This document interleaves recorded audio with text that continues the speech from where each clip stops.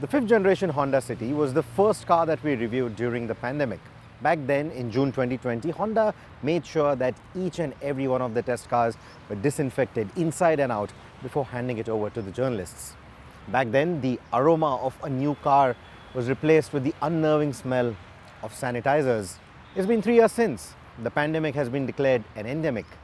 You and I may not be very serious about these kind of safety protocols anymore, but Honda, they have actually ended up upping their safety standards for the new city. How typically Japanese. As a part of an early midlife makeover, the entire Honda City lineup is now equipped with ADAS functionality, which in 2022 was the preserve of the Honda City Hybrid.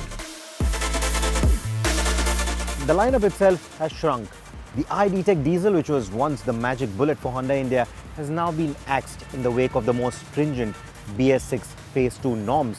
Making that engine compliant for these more stringent norms just doesn't make financial sense anymore.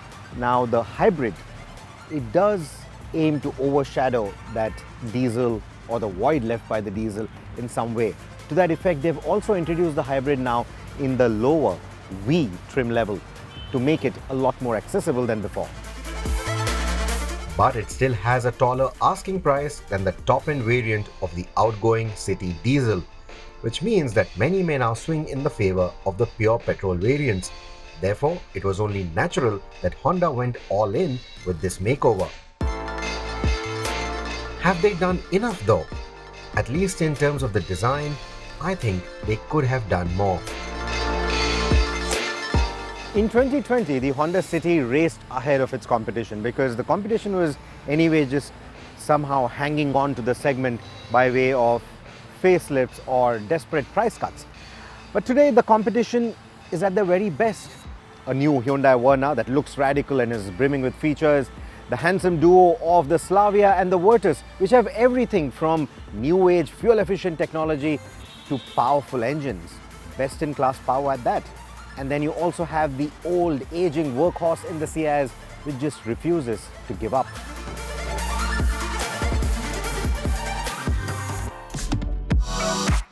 Furthermore, consumers in this segment hardly want to look beyond the crossovers and SUVs, so the City could have done with a bit more flair in its design to grab their attention.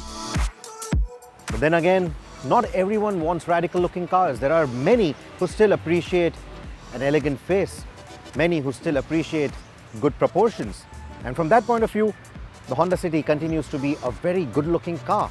It's also got excellent proportions. It doesn't look disproportionately tall like some of its European competition. And it's still the longest car in the segment.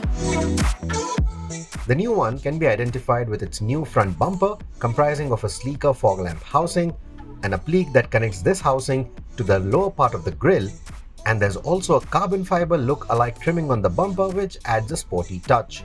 A closer look reveals a new mesh pattern for the upper grille as well. A boot-lid spoiler is now a standard fit on the range topper trims, and the rear bumper gets a garnish that is similar to the front. The alloy wheels also see new designs, both in the 16-inch and the mid-level 15-inch sizes. The tyre sizes, however, remain unchanged, though I think they should have moved to a 195 section at least for the top-end variants.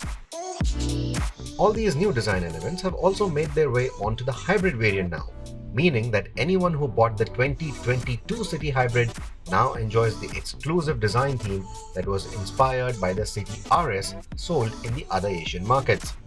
In the new lineup, it is purely the badging and the blue trimming on the logo that tells you who's chosen the hybrid over the pure petrol. The cabin design is virtually unchanged, meaning you continue to get a cabin or a layout that looks and feels premium than most of its competition. The standard petrol trims use forward inlays while the hybrid chooses a sportier carbon fiber look. Even in today's times of exaggerated screen sizes, the Honda City continues to use a more conventional in-dash double-din display unit. How typically Japanese. But the good news is that the resolution for the screen as well as the reversing camera is now better than before. Other enhancements to the cabin include a new frameless rear-view mirror, wireless connectivity for Android Auto and Apple CarPlay, and a complementing wireless charging pad too. which is fixed in the tunnel console of the hybrid. At the same time, in the petrol variant, it is detachable and powered via the conventional 12-volt socket. Had the cable been longer, it could have been usable in the rear seat as well. The brochure will tell you that the length of this Honda City has increased by 34 millimeters. That's quite a big number. But that increase in length is purely coming from the redesigned bumpers front and rear. There's no change to the cabin space as such. Of course, the cabin space was never a complaint with the current generation Honda City. I think the knee room, the leg space, everything is quite nice. With the seat set to my preference, just look at the kind of room that I have.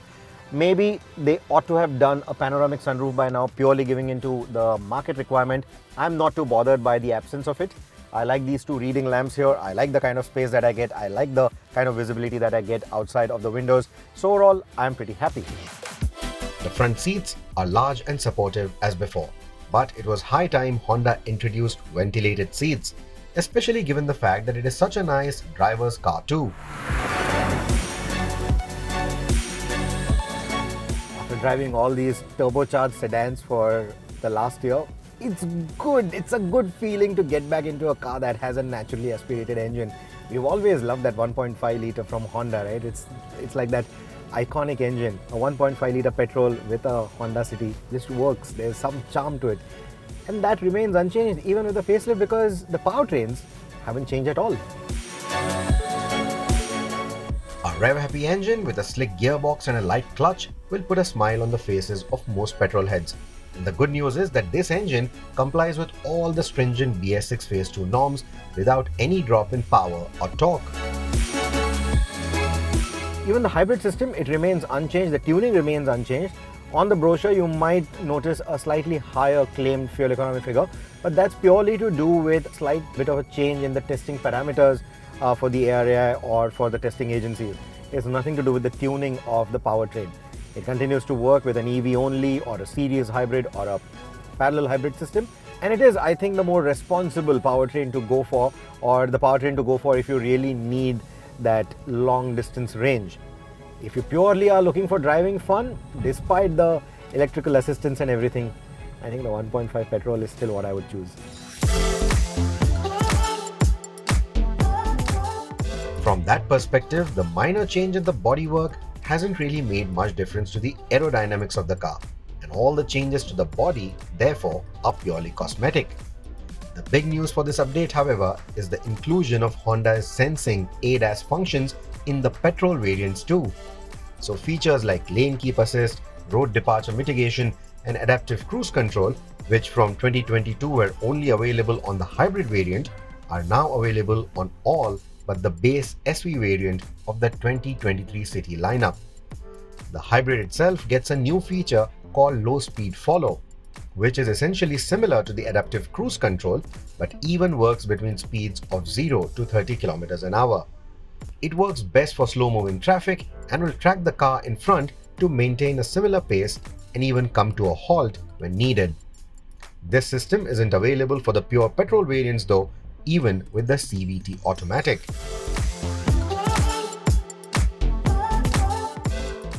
So what do you think about the new Honda City and its upgrades and its new pricing? Well, I quite like the fact that Honda has introduced this new S variant so that the pricing remains accessible, the entry point remains accessible for anyone who wants to choose a mid-size sedan over the crossovers. The second thing that I like is the introduction of the V trim with the hybrid. As of last year, the hybrid was still exclusive to the top-end trim, which meant that it was still out of the reach for a lot of people. But the V trim now with that relatively more accessible price point is a very good thing. Now you're looking at a 30 to 40,000 rupee premium variant in the outgoing car versus the new one, which I don't think is a big ask considering the new features that you get and more importantly, the new safety features that you get with the sensing tech. So I think all in all, it's a very good move. It's a very good strategy that Honda has managed. The Honda City's updates may seem minimal on the face of it, but the inclusion of better safety features like the ADAS tech on most of the trims and also the introduction of the hybrid powertrain on a mid-level trim makes the new City a better deal than before. The new age competition, however, will certainly give the City a tough time, but the fact remains that it is one of the safest, roomiest, and most fuel-efficient mid-size sedans that you can buy in the segment right now.